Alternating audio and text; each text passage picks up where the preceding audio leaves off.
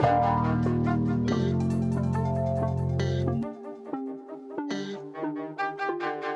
Riley Friday. It's the best day of the week for everyone on earth. The moment you get to see Riley Davis's face on the other end of a Zoom call. I wish all of our listeners could experience that at one point. Honestly, could we book like individual Riley Friday sessions, Riley? Are you willing to use your time like that? You mean to just like hop on Zoom calls with members of the Discord, or Yeah, I feel like people should be able to sign up for 5 minutes with Riley on yeah, like a little Friday. meet and greet? I'd be up for that. Okay. Only if Fam signs up. I need Fam to be the first to sign up. Fam is my freaking guy. That dude's always he shows mad love on Twitter. Gives me lots of likes. It's very, very good for the ego. Always lets me know when he bets on UNC. Good vibes from him. I want him number one on the sign up list. We love Fam. Cart, how are you feeling today? Disrespectful though. It's Bluffs Friday. It's still Riley Friday at its core. Sort of interchangeable. Yeah, true. I guess. I gotta hold it down for the Rileys, because Riley Kugel has not been Bluffs Kugel. Riley Patterson has not been Bluffs Patterson. Y'all cut him. Your team cut him. Going into this year, I was like, man, there's a lot of Rileys both in the football and basketball spaces, and none of them have really come through. So I'm still holding it down, like in the podcasting sphere. You are. It's very true.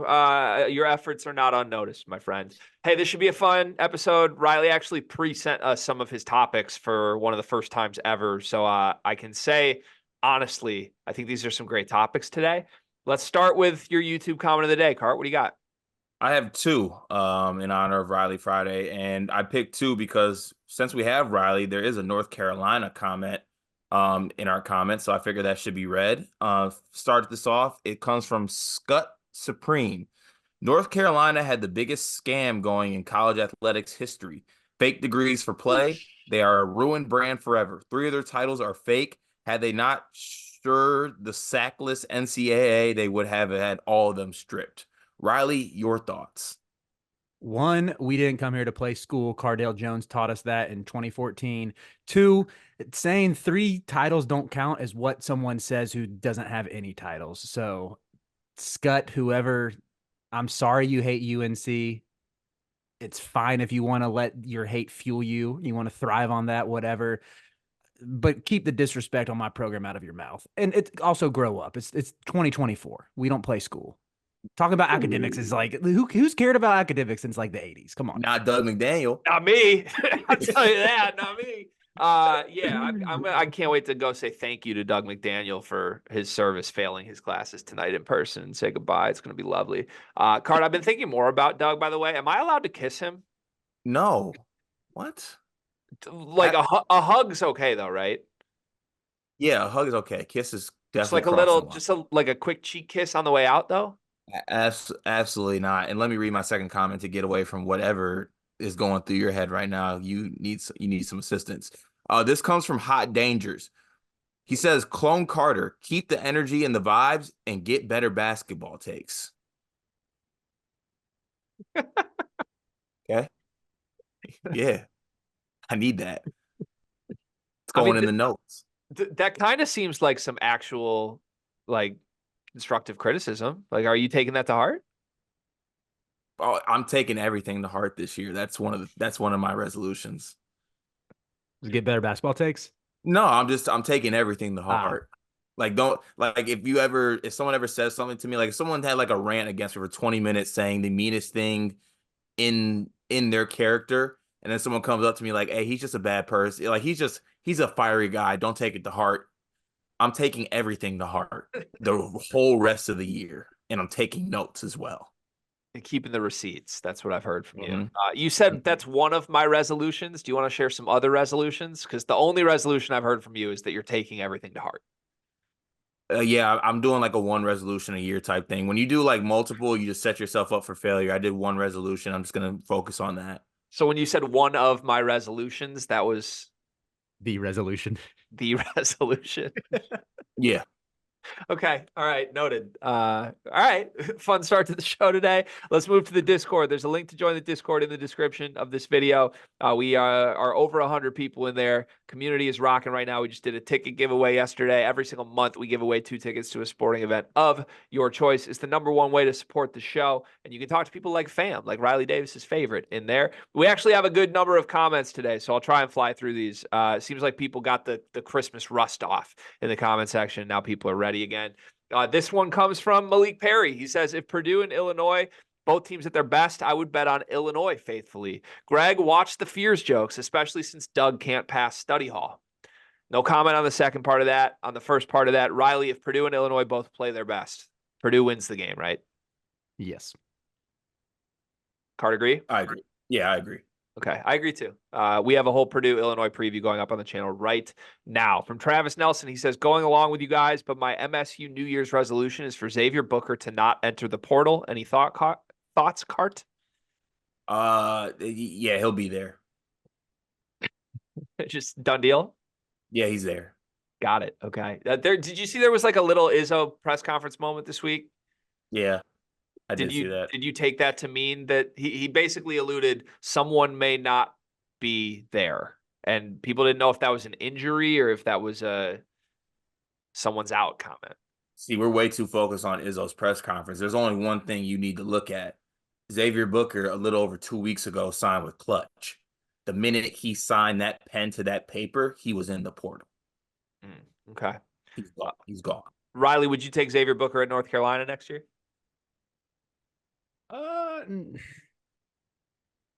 I probably, just based on like in a vacuum talent wise, yes, but based on like how UNC's roster will shape up next year, I think the Heels will need more of a rim protector, rim runner than like a finesse big who can hit threes. Like we already have that in Jalen Washington.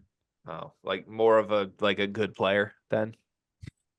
That okay. All right, just notes again, keep receipts. Michael Johnson says, if FAU goes undefeated from this point, what seed did they get? I think they are really good, but those 2 losses should really hurt. Riley, what seed would FAU be if they run the table? I mean, they have that big non-conference win over Arizona, which is going to carry a lot of weight for their seed line, I think. It seems like in recent years, the committee doesn't care that much about bad losses as long as you have good wins. So I'm assuming they play Memphis twice. If they pick off Memphis at Memphis, have that Arizona win, and their only bad losses are like their 2 Q3s, like the committee will probably neglect those and give them like a 4 or 5 seed probably. That's where I was at. Feels like a 4 to me, Cart. Could it get to a 3 if that becomes them beating Memphis 3 times? Yeah. I think that would hurt Memphis more. Isn't the American Championships usually on like on Selection Sunday, and the committee for some reason like stops paying attention on Friday night? Well, because in recent history it's Houston, and they were already a 1 seed before they even stepped into that month. So yeah, that's the Big Ten move though too. People seem to not really like they have the bracket already made by the time the Big Ten championship gets wrapped up. It's really stupid, but yeah, I feel like four feels right. If they actually ran the table and had like 24 straight wins coming into March, I think they'd be at least a 4. Yeah, I mean, A&M on a neutral, VT on a neutral. Those will probably be Q1. You have Arizona Q1. Then you probably look at 2 Memphis wins would be get them to 5 Q1 wins, and maybe like at North Texas would end up being 1. So yeah, I think that would be good enough for 4 or 5. It sounds all right. That sounds right for sure. Question from Pheno's Burner, one of our resident Indiana fans. He says, what's your guys' take on any time Ware is productive, the rest of Indiana's roster struggles? Let's go to our Race Thompson jersey tee guy himself, Carter Elliott. I don't think that Khalil Ware's production has anything to do with other players struggling. I just think that those other players would struggle on any basketball court you put them on, because that's just who they are. I think I really disagree with that. Like, I think Xavier Johnson and Trey Galloway are just who they are. But Malik Renew is like pretty clearly a worse player when Khalil Ware is the best player on Indiana. That's that also, yeah, okay, I guess that goes against it. That's not Malik Renew's fault. Right. That's Mike Woodson's fault. Okay. Riley, any thoughts? Yeah, I mean, I think we've said it all year. It comes down to the roster construction. I think it's why it looks that way. Does it still seem like to you, Carter? This is something we talked about probably back in September, October. Actually, I guess it would have been closer to November because it was once the season started. But I think your thought process at the time was Kalel Ware doesn't seem super concerned about the rest of the team so long as he's getting his 20. Like, it seemed like he's kind of moved away from that a little bit, and it seems more engaged. But what's your assessment of that and where he's at as far as? I've actually been like just Khalil Ware by himself. I've been extremely impressed because I was one of the Mhm. ones that was down on him coming into the season and saying that he couldn't do anything against a non-folding chair. And that's just not the case. He's extremely talented. I think he's been engaged in every single game. There was like a couple minutes of a game here or there where he was lackadaisical, but at the same time, like college basketball player, young kid, I think he's gonna have those moments. You got to accept that in the state of college basketball. But for the most part, I think he's been very engaged. He's played extremely good basketball, and he's been Indiana's best player, like easily. And he's been playing at all Big Ten level. I don't think anything that he is doing necessarily, like his production, has anything to do with the fact that they weren't able to get a win against Nebraska or have been struggling. Mm-hmm. I think I just disagree, which is perfectly fine. We have different outlooks on this, but I think there are players who, when they play their best, they actively don't make anyone else on the team better. And you're right. Like, I guess we shouldn't blame Ware for being that, but at the same time, that is who he is. That's who he has always been. If your offense is trying to get Khalil Ware 24 points in a game, it's one of those situations where everybody else is kind of just standing around watching. This offense looked significantly better to me when Ware was not on this team. And yes, the opponents they played were bad, but Renault is not a guy who is just out to get his 20. Renault is a guy who will get other people involved. He has some passing to him. He scores within the offense, not he scores to score. I don't even think Ware scores within the offense. Sometimes he does, but Ware is the offense, and everybody else watches, and it sucks.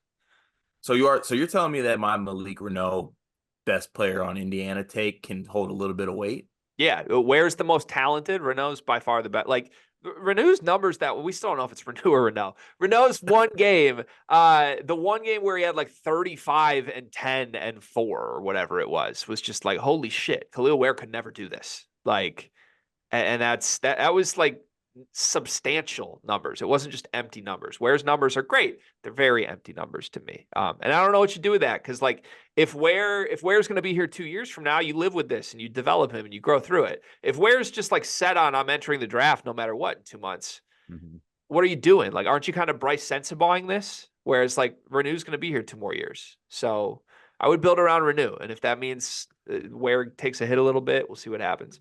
Guy says, can I get a State of the Union on my Nebraska Cornhuskers? Said they would be a scrappy 10 seed, if I recall. We clowned Guy for this take. Guy could not have been more dead on, it seems. Nebraska seems headed for a scrappy 10 seed card. Yeah, I'm not giving Guy his shine. Guy's on probation for 2 weeks. Guy sent me a Christmas gift, and he claims that he sent the wrong size, but I'm taking it once again. I'm taking everything to heart. He sent me a 3XL basketball jersey. That is mad disrespectful. 3XL. Do you want to speak to the player, the team, or maybe show the jersey? The jersey's upstairs, so I'm not going to go get it. But it's a Boise State Max Rice jersey, which I love Max Rice, love Boise State. But the fact that I got sent a 3X jersey, once again, I'm taking it. I'm taking that to heart. He said it was an accident. It might be an accident, but I don't care because I'm taking everything to heart. Look, the last time we were on this podcast together, we talked about Carter as a high school edge rusher. I don't think people know that he was a demon coming off the edge.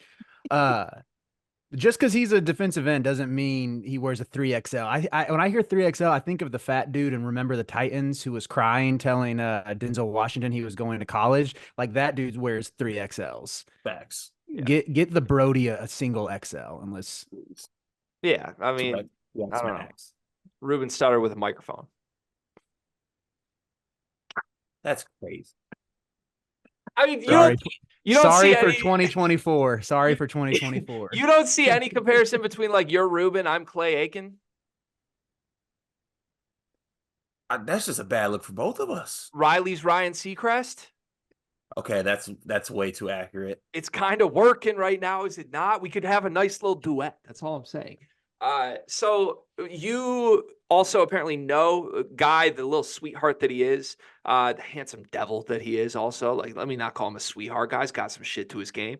Guy sent me a gift as well, which I believe is a jersey. He won't tell me who it is. Right now, all I know is that the player was born in Sweden and that it's not a high major player because Guy would never stoop so low as to send a jersey of a high major player. That's what he said, his words. Carter knows who it is. Carter, do you want to tell me who it is live on the show? No, I will not tell you. Can I do like a quick 5 questions, like 20 questions, but impromptu? Nope, I swore to secrecy that I would not tell. Is it because you're scared that like if I get you in a mental trap, you'll end up revealing it here? Mm-hmm. Yeah. Okay. Am I gonna like it? Mm-hmm. You sure? Mm-hmm. Okay. All right. We'll see who it is. Moving on. Clean Cut J Rut says Tominaga brings this thought to mind. Who is the most annoying player in the conference when your team plays him, but your favorite when you don't? Tominaga has torched Purdue in his career, but I love seeing him clutch against other teams. That's a really fun question. Cart, who do you think? The first player that came to mind was Stauskas. I love Stauskas. Like he was fun. He was cooking. He was always great to watch. I just hated when like obviously he played against Michigan State because he was so good. But like any other team I was watching him with, I loved him. Yeah, it's a good one. Riley? Do I got to say Big Ten or ACC? You can do ACC. Looking at the ACC, one comes to mind is Xavier Rattan-Mays when he was at Florida State. That's a good one. He was so fun to watch when he was on, but he had a couple big like 30-point games against UNC. Sneaky pick would be like Kai Bowman from Boston College. Did you ever watch him? I do. He did. Love He him. got drafted by the Warriors, right? Yeah, he did. He had Yeah. a stint in the NBA. That dude was a freaking hooper. Was like a former, I think he was recruited by UNC to play football there and chose basketball and just was a bucket with nothing around him.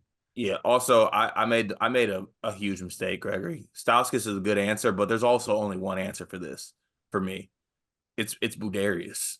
Yeah. It's the Spartan killer, like the Spartan killer. Yeah. Never want to see that man. He has But kind I of love him. destroyed you. Yeah, I think my honest answer to this question is a coach, not a player. It's Brad Underwood. Like I've never beaten him. Literally, Michigan has never beaten him. But I love Brad teams when they're not playing Michigan. Player wise, I think I actually do a pretty good job of not like hating. Like if a player that I love kills my team, I'm usually like, damn, that was cool, more than I am like pissed about it. The only one that I remember being really pissed about was Rocket Watts. But I wouldn't even say I loved watching Rocket Watts elsewhere. Just that game that Rocket Watts beat Michigan because he had 25 was like, this dude's not capable of this at all. Why did this happen? It doesn't make sense to me. Still don't get it. Clean Cut J Ruts has answers, pretty good answers here. Michigan Xavier Simpson, Michigan State Kalen Lucas, Ohio State David Lighty, nobody from Indiana. Notable, he's a Purdue fan. He has nobody from Indiana, and Chester Frazier from Illinois. All really, really good answers. Travis Nelson has the next question. He says, I know you've touched on this more than enough, but I'm sick of Mick Cronin's post-game comments. He blames everybody but himself. Also, Woodson saying the guards were awful against Nebraska is rich. If only that was a red flag coming in for this poorly constructed team. Riley, any thoughts on coaches blaming their players at press conferences?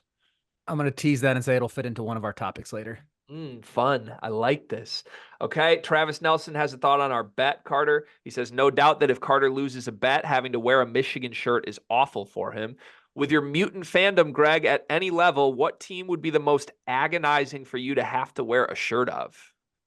I guess Ohio State. I guess. Why do I want to say like it'd be anything like it'd be Todd Golden's polo? Yeah. Yeah. Or just a shirt with a picture of Todd Golden himself would be A Florida coach's polo. Yeah. Yeah. Yeah. I don't know. That's like I have an Ohio State jersey that I wear often. And like that would be the team that I would hate wearing. So I don't know. Or like a pro team. Like you'll never catch me in like Packers gear. That's true. Yeah, there's Probably that. Yeah, you definitely won't catch me in Michigan gear though. Well, I mean, if JJ throws for 500 yards, we will. Riley, did you hear our cookie bet yet? I saw that the title of Chips Ahoy, 50, what was it, 50 Chips Ahoy? So if Michigan beats Washington, Carter has to eat a Chips Ahoy cookie for every yard that JJ McCarthy throws for, which could be like 200, could be 150, could be 300. He has 24 hours to do so. And then if he doesn't finish the number in 24 hours, however many cookies are left, he has to wear a Michigan shirt for that many days following the Wow. challenge. Yeah. You're not a Chips Ahoy fan, are you, Carter? No. I'm very much on Team Chips Ahoy. I love Chips Ahoy. Chips Ahoy smack. They Do you slap. like still eat Chips Ahoy to this day, like in the year of 2024 of our Lord? I mean, if someone put a container of Chips Ahoy out at a party, I'm housing at least 8 of them. What's your go-to, Riley? What type are we talking? We talking the chunky brown bag? We talking the original Oh, blues? So the original blues are tough to beat just because like the wrapper is so classic. Mhm. Blue's obviously my favorite color, and something about like that wrapper calls me in. I love the chewy ones as well. Honestly, you ever had the brownie filled Chips Ahoy? No. They're like chewy, but they have a brownie core. Really good. Highly recommend. Sure. Cart, you seem disgusted by this conversation. I didn't know that was. I'm just saying that sounds like a good Chips Ahoy, but because I honestly the only ones that are edible to me are the chewy ones. Like the other ones are just awful. Yeah. Tough on the outside, soft on the inside. That's your thing, Cart. Yep, to heart. Yeah. Okay. Leo, a couple more quick ones. Leo says thoughts on Indiana's play so far with such high touted recruits. I know every big recruit doesn't pan out, but is Woodson flirting with the hot seat if he finishes below 500 in the Big Ten? Cart, can I pull rank here? Yes. We did have this conversation on our our Indiana recap from the Nebraska game that's going up on the channel right now. So rather than be slightly redundant with an answer to that, we very pointedly discussed it already, Leo. Great question. Go watch that video, Indiana, Nebraska recap. It's up on the channel now. Fletcher Talmage says, I don't know if I'm saying that right. Let me know how to pronounce that. He scratched out his comment. He had a comment about Miami dismantling Clemson without Wooga Poplar and asking, are we saying that Clemson is imposters or not? And then he scratched it out and said, I unfortunately had not visited the YouTube yet. Saw you did a review. Instead, I'll ask, what is your favorite college mascots and why is that your favorite mascot? Riley, who's your favorite college mascot? Oh man, I actually love the Sebastian, the seagull at Miami. Staying on topic. I've always liked that seagull. Something about it I just think is cool. Is that a seagull or is that a toucan? I think it's a seagull. Okay. You're probably right, but for some reason I thought it was a toucan. Let's see. On he's an ibis. A what? He's an anthropomorphic white ibis with a Miami Hurricanes football jersey number 0. Ibis or ibis? That's intriguing. I don't even know where to go from there. I think my favorite underrated doesn't get the credit it deserves is just that tree from Stanford. I just love that tree. Stanford tree's dope. Yeah, that was going to be mine. Backup option would be the Syracuse orange. Just love a big ass orange. Are you an orange or a Clementine guy? I don't. Clementine all day. Don't prefer either. You don't like orange slices? I like orange flavor. I don't eat oranges. No. You never like enjoyed a nice little cutie, peel it back, a little Clementine, peel it back, pop it in, nice refreshing snack. Just listen to yourself out loud right now. Never enjoy a nice little cutie. Like, what are we, like first graders? Like, I've never understood that. My wife does that all the time. Like, she loves her cuties. You're not going to catch me eating some cuties today. Not going to happen. Okay. Notes right here. Is that? Yeah. Okay. No, I respect that opinion.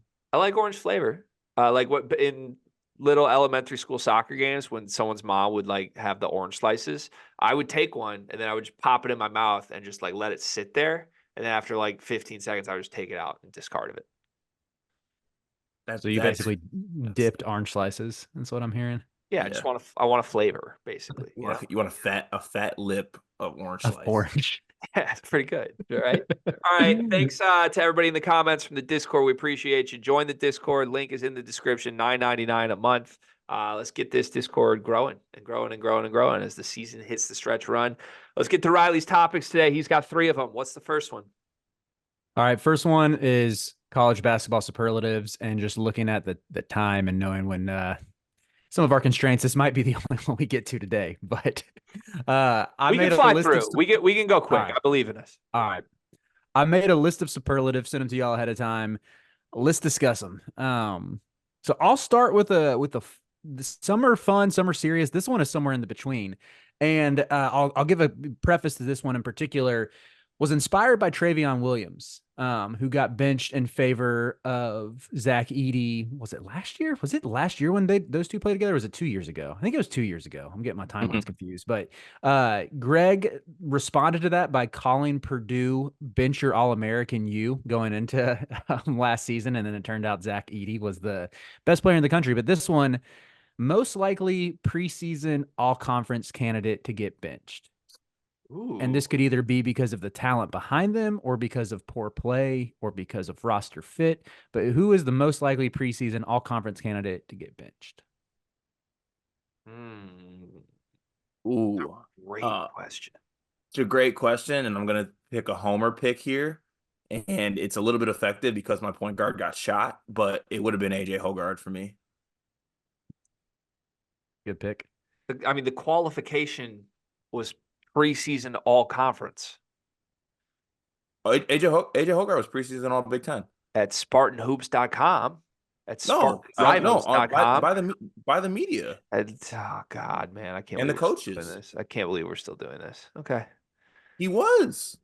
then I guess that's the answer. Like if we're qualifying AJ as he was a preseason all guy, like then, yeah, he's been a disaster.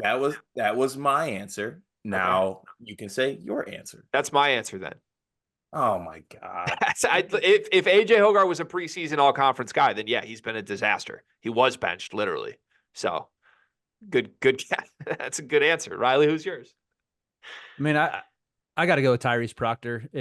He came off the bench last game, still played 27 minutes, but I'm not saying it's going to happen, but just even looking at how Duke went 4-0 in his absence, Jared McCain is obviously playing like by far the best ball of the season. So at this point, and Caleb Foster, I think, gives you more offensive spurtability, if you will. Like he's definitely not as consistent as Proctor, but maybe you go upside there and roll with him and let Proctor get comfortable running the second unit. I mean, I love the word spurtability. That will be worked into my vocab moving forward for the rest of the year. I have a new one just for differentiation. I don't know that this guy was an all-conference player in the Big East or not, but Stephen Ashworth deserves mention here. Yeah, he's been horrendous, and I think people expected really big things from him. That's a good one. Good pull. The only other one I was going to mention, this feels pretty unlikely, and the goal here is to go most likely, so maybe this disqualifies him, but is there a slight chance that Klingon comes back? Like whenever Klingon's healthy, he just comes off the bench through the remainder of the season and they roll with Samson Johnson? Ooh. That thought crossed my head, but I didn't want to go there. And with that, I wouldn't even say it's a reflection on Klingon. I think his defense has been so good this year. He hasn't made the offensive leap that I expected him to. But I just wonder if there's a chance with his health concerns if it becomes more of like a 50-50 split between him and Johnson for the minutes at the 5. I definitely could see that. Yeah, I can see it too. Yeah, I want to just keep rattling off names now, but it's going to get disrespect. Like DeJuan Harris was like an All-American in some circles. He's been bad, I think, comparatively. Yeah, but who do you put in for him? For Kansas? Yeah. Yeah, I guess he's not going to get benched. That's true. Yeah, like you got. I mean, I see that, but like, who's the guy who's going to take over? I wanted to go there with like Tyrese Hunter from Texas, but I didn't know who was going to be the guy for Texas to like come out. Remember when you guys said Dylan Dessou was the top power forward in the country? I'm not unhealthy. Dylan Dessou is one of the better power forwards in the country. Yeah, I'm not selling my Dylan Dessou stock yet. All right, let's move on. This one's on the more serious, typical superlative side. Most likely Cinderella. Which team outside of, let's exclude the Mountain West and the A10 and say outside of those top 7 leagues, which team's most likely to make the second weekend?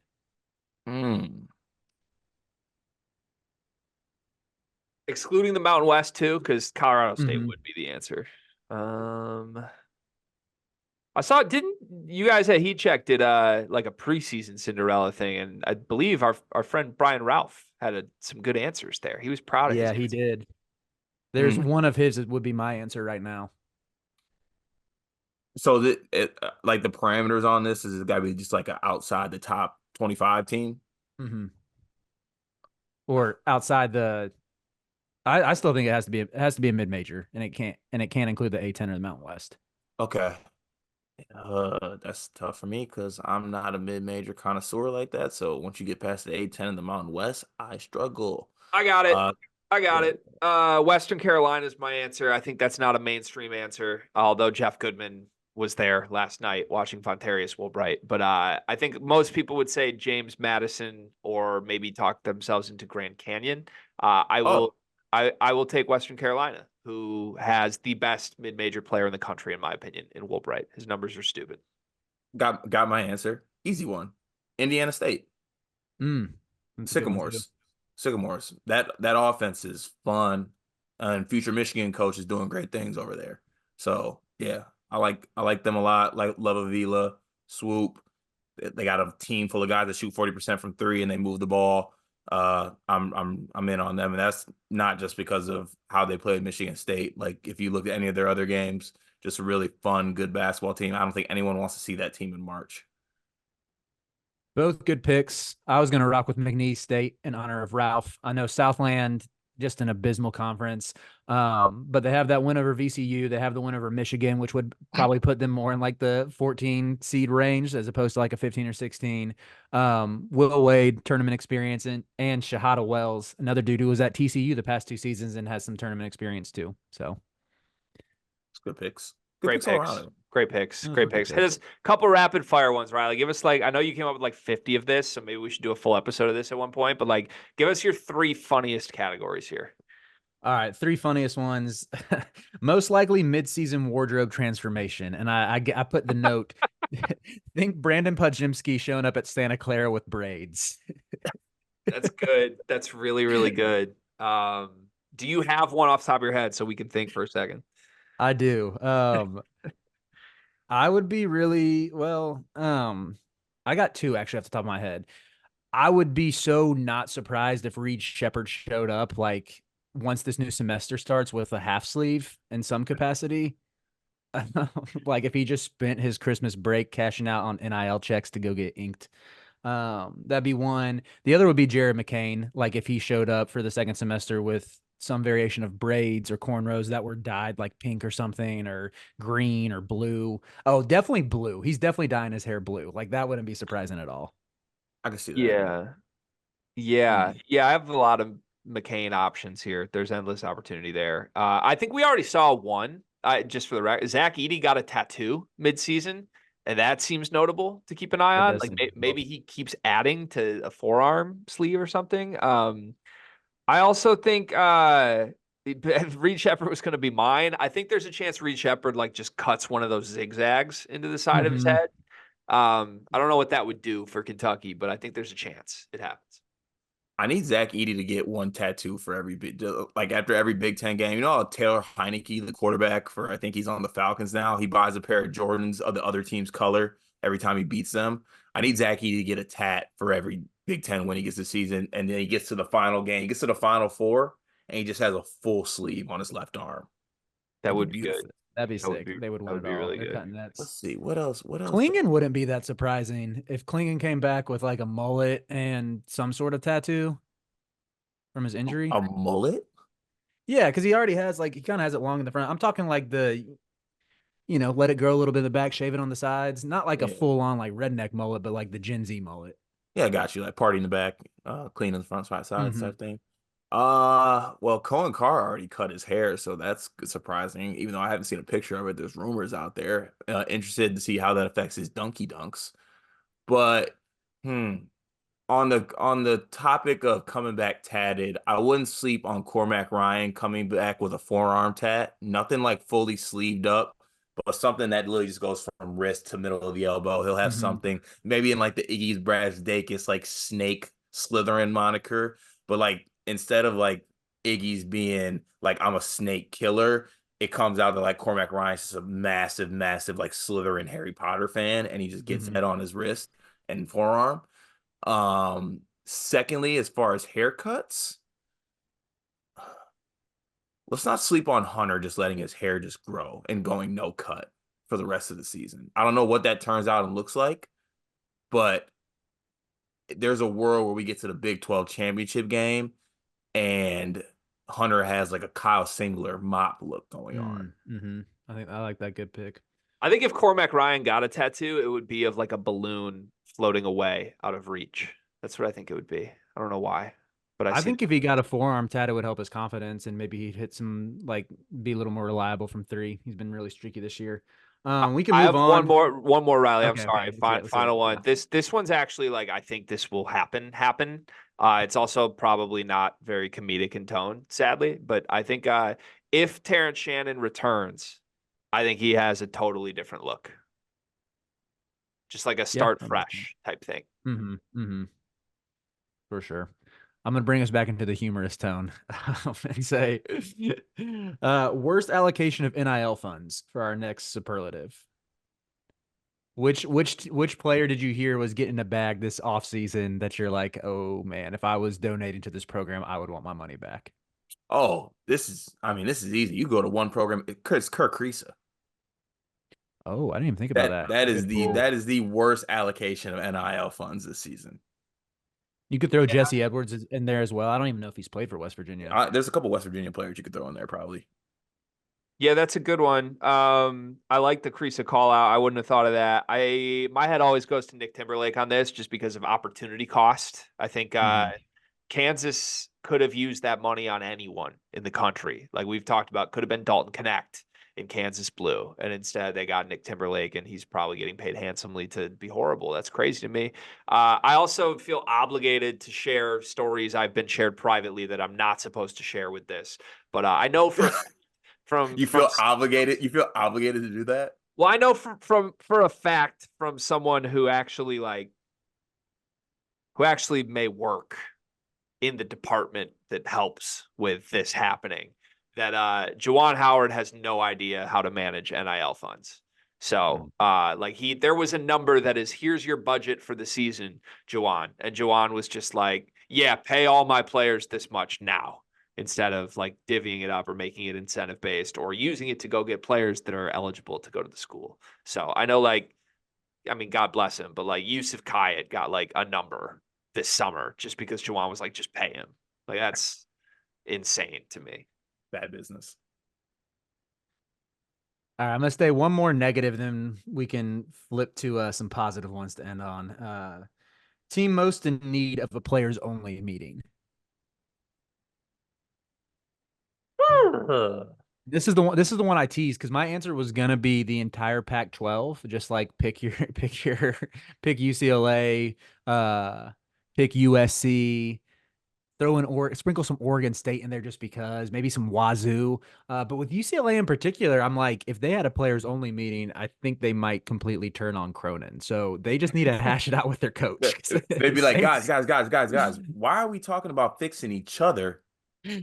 If we all band together, he can't take us like that. It would be a coup? A coup. Yeah. Same with Indiana. Like they need to hash it out with Woodson. Right. They'll be like, we know he has a scheduled 2 p.m. nap. We'll get him then, and then we'll see what happens. I still would go Indiana players only for honorable mention. But the other one, I think I picked Creighton. Like I think Creighton just needs like a come to Creighton moment. Like let's come to the fact that we shouldn't have got those Elite Eight rings. We need to repent for those sins, and we need to realize that we're good. I like that call. I'm just going to stick to teams I think have something to play for, because I think players only meetings from teams that just stink are pointless. I've been a part of being aware that my high school teams were doing that. And I'm just like, guys, don't waste your time. Like, go play video games or something. It's not going to fix anything. The team I think could use one is Texas A&M. We've talked about how they've been a little underwhelming in non-conference, 9-4. They've lost essentially all the big games that they've played, minus the big comeback against Iowa State.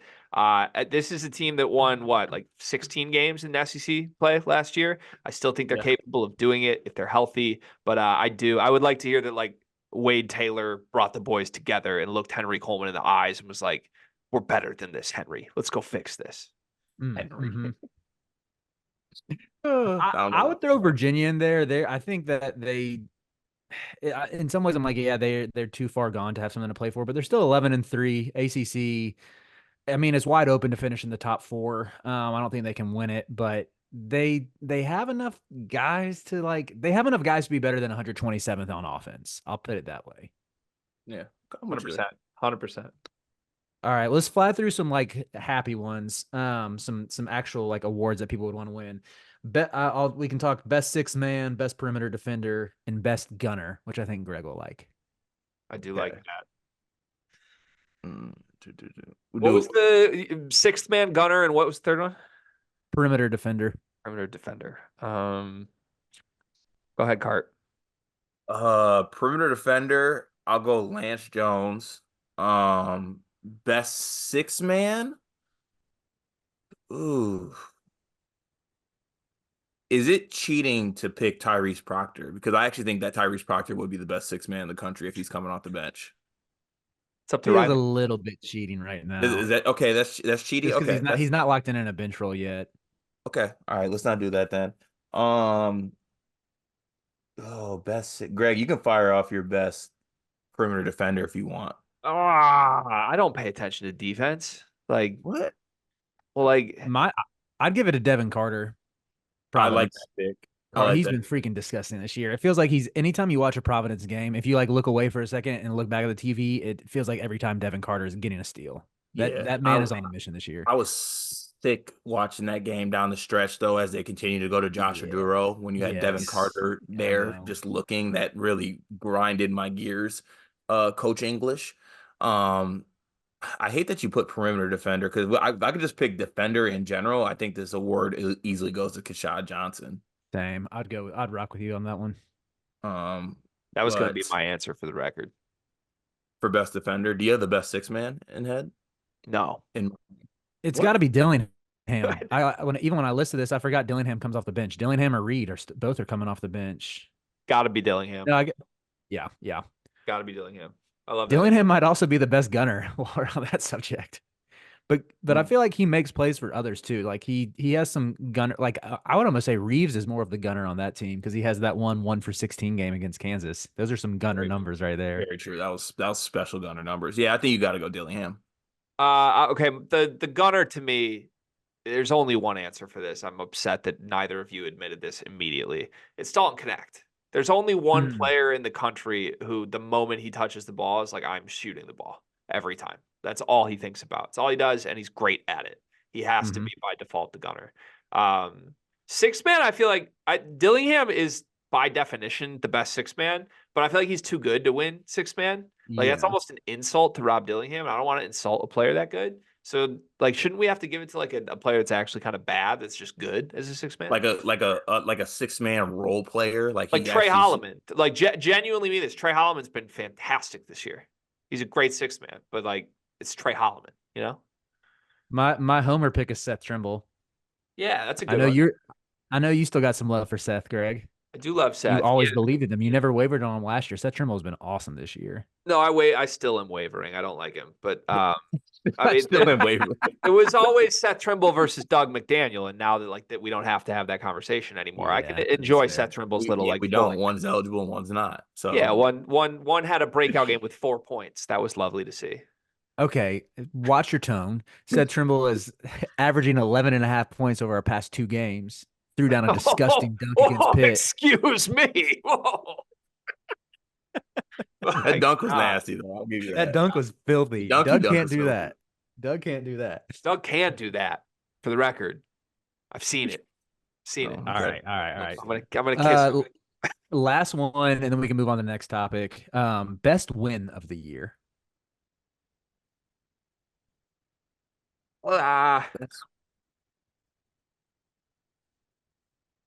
Is it Bryant beating FAU? Yeah, that wasn't bad. Is it cheating to say the Maui Invitational? Is there one specific game? Would you like? No, it just like the act of winning that event was the best win for me. I think that's a good pick. I'd Yeah. probably roll with FAU over Arizona though. Just like the dramatics, the theatrics, doing it in was it in Phoenix? Like basically a road game. Like they were chanting U of A the whole time. I was so impressed by that win. Like I thought FAU was a surefire top 5 team, and then they go lose to Dunk City. But I like that.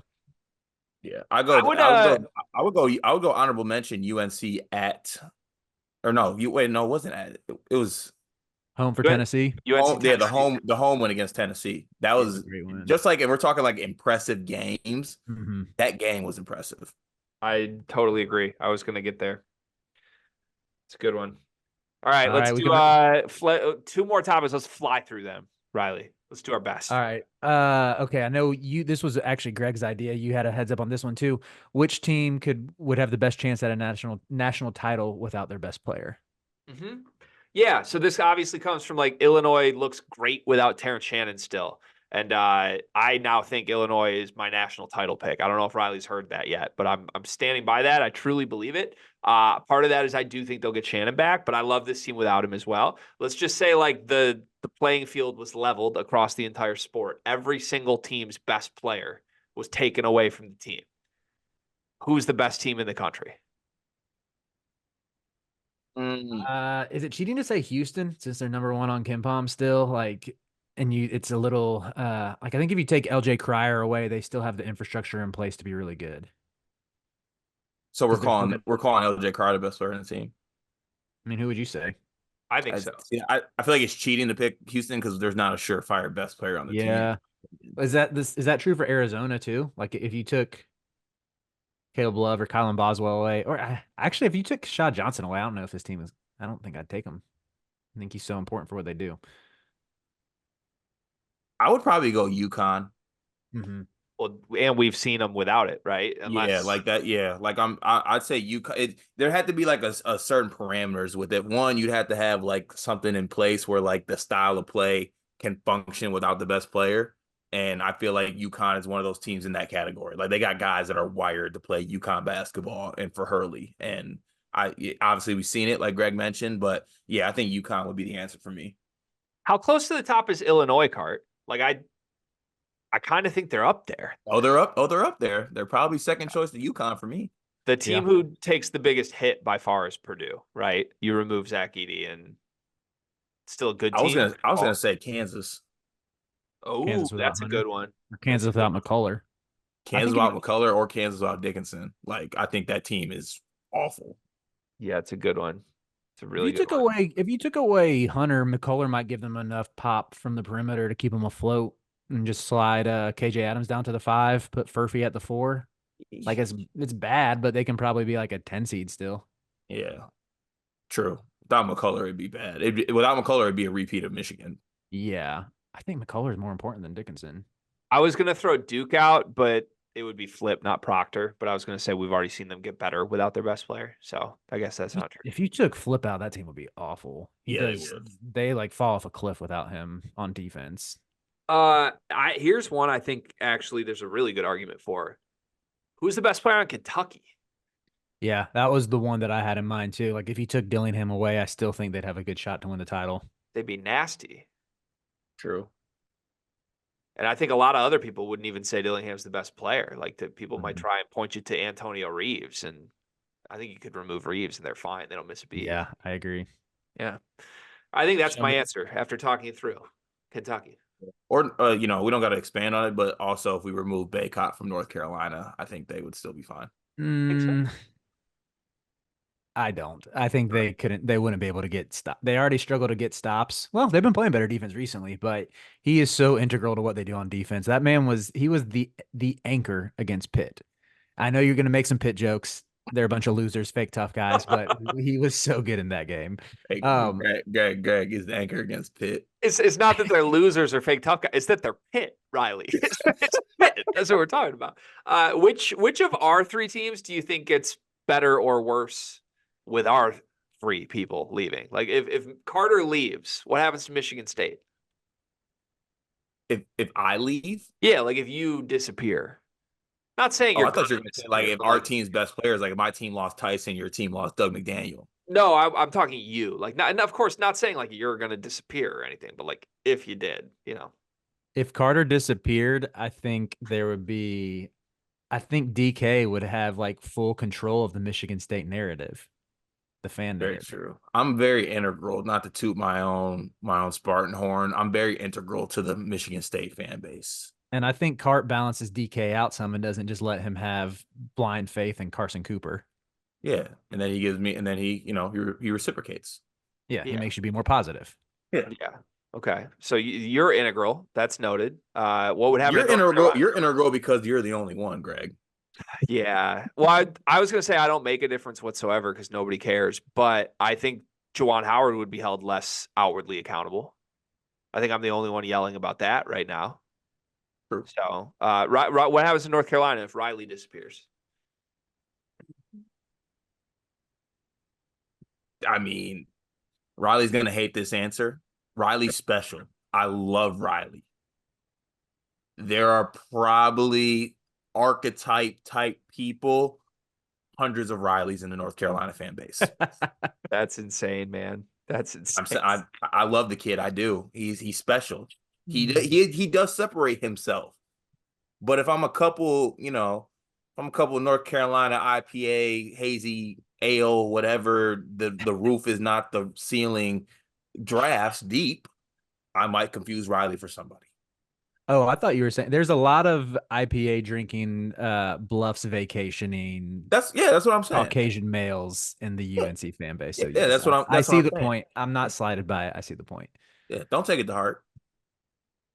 Greg, do we want to do one big thing or do we want to hit my last? Hit your last topic, third topic.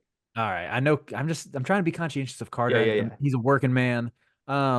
This last topic was sort of based on your conference rankings from yesterday's show. Is any conference good? I'm looking at the Bratrick Matrix right now that has all the bracketology in that, and we're looking at a 5-bid Mountain West, which like no slight to the Mountain West other than like before San Diego State, they really struggled to win conference games. 5 Big East teams, 5 ACC teams, and even like I love the ACC. I went to bat for the ACC last year. Is not that bad. They're bad this year. 3 Pac-12 teams, which seems generous, and 7 Big Ten teams, which seems really generous. Like they got to give these bids to someone though. And I just think every conference is kind of cooked. Like there might be 2 good teams in each conference. I don't hate that. I don't hate that, but also I had a come to Mark Emmert moment earlier this year, and I needed to realize that this is what college basketball is. Like you have to take that this is what college basketball is. I think we put college basketball on way too high of a pedestal when we're watching 18 to 24-year-old kids now play. Like at a certain point, I had to take a step back and realize that like I can't expect a bunch of teams to be great or a conference to be amazing, because that if it was, it wouldn't be college basketball. I like that take. I wish it would. I think for my team's sake, playing in the bad ACC, I wish that was more the narrative. Like I think the Big Ten is almost as weak as the ACC, but because we have Louisville, like we get lambasted more. The Big East hasn't exactly been lighting it up. Maybe the correct take is, yeah, you're just going to see a lot of bozos every year because it's 18 to 24-year-olds. Yeah, it's part of it. Yeah, college basketball is supposed to be bad, I think. Yeah, and Cart said it much more elegantly than I did. But that's part of the whole game, and that's part of why March Madness is crazy. Is like good teams play bad because they get scared in the moment, and bad teams are still bad, but sometimes a bad team can be good for 40 minutes. So, yeah, I'm kind of sad because I do think like comparatively, just in our conference in the Big Ten, like it felt like the early 2010s were like a golden era. Like the talent that was in the conference, we had like multiple National Player of the Years. We had Hall of Fame level coaches at 5 different schools. We had like freshmen come in and out, like Melo Trimble, D'Angelo Russell, who were like superstars immediately. And all of that just went away. Like the best freshman in the Big Ten this year is like Owen Freeman at Iowa. That's sad to just say it out loud. Like everyone who is supposed to be good isn't good. And Purdue, thank God for Purdue. Without Purdue, we would basically be like, I don't even know what, like the Mountain West. So I don't know. I've come to terms with it though. Like you guys are both saying, like, I do think there's 2 good teams in every league, maybe 3 in the SEC, maybe 3 in the Big 12, but mostly 2 in every league. And then everything else is just like mediocre. Yeah. Like even the Big 12, this is the last thing I'll say on that. Like looking at the like bracket matrix, 2 of those projected tournament teams are Iowa State and BYU, who like I know with BYU, that San Diego State win is clocking double overtime for them right now. Because outside from them, neither them or Iowa State has beaten anyone with a pulse. And it's like I get it's the Big 12.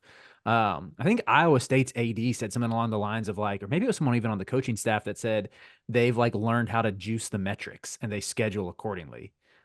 Which maybe more teams need to do that, but yeah, that's what leads to me and Carter last night talking about Clemson and Miami saying that Kim Palm's algorithm is cooked, saying that he's Patrick Ewing on the Magic. Like something needs to be changed. Like if your non-conference strength of schedule is sub 200, you can't like Kim Palm just needs to factor that in and like not let you in his top 10, whatever you got to do, or top 15, please. Like I'm begging you, Mr. Pomeroy. For sure. Every good institution needs a metrics juicer, by the way. I just want that known in all fields. It's just a fact. Okay. All right. Fun topics today, Riley. Appreciate you. Let's do our one big thing presented by Bigby as our featured guest. Riley, you can go first. All right. I got a little New Year's resolution diet tip for all the lads out there trying to get a little more fit. Tahini, really underrated condiment. Make a little salad dressing out of it. You know, it's like I want to say it's crushed sesame seeds. Just roast up some vegetables, whether it's like broccoli, sweet potatoes, onions. Throw it over some quinoa, drizzle with some tahini, mix a little lemon juice. Fire, superfood, healthy. Get your year started right. That's a great tip, Riley. Big tahini fan this way, by the way. So we're like this. We're locked in on that twin. I'll go next because mine's on the same kind of resolution tip. It's not my resolution, but I have a challenge for everyone out there. This is not the year of uplift your friends and yes man them. This is the year to put everyone around you down and see who responds. Okay? And I want people to do that with me. I'm not accepting any compliment. I want all negativity this year because I want to see how I react. So I'm pushing for not more negativity, but maybe less yes men in the world. Put your friend down a couple times a week. You don't got to uplift him every time you speak to him. Does that apply to Riley and I as fathers? Like, am I supposed to be putting my daughter down when I interact with her? I mean, you know how I feel parenting style. We already had the sugar cookie incident. I mean, you definitely want to mix in like a hug and I love you, son, with a like, you know, also tighten up. Okay. All right. Noted. Riley, you going to take that to heart with Theo? Probably not. He's probably not. Okay. 3 months old. Can still give him a lot of encouragement. Yeah. Okay. All right, Card. I love and respect that. That's a great sentiment to end the show on. My one big thing is just a series of compliments to Carter Elliott. Card, you look really great with that hat on backwards. That shirt is really your color. I really like the red. You should wear that every day. Your men's league tape I've been watching lately, genuinely, it feels like you've been in the gym. Like your bag work in the post has been stupid. That backdrop in the basement that you're in right now looks so good. Like I don't know how you like flipped up the vibes, but it looks professional. Did you get taller? This has been the Sleepers Podcast. Happy Riley Friday. We'll see you next week.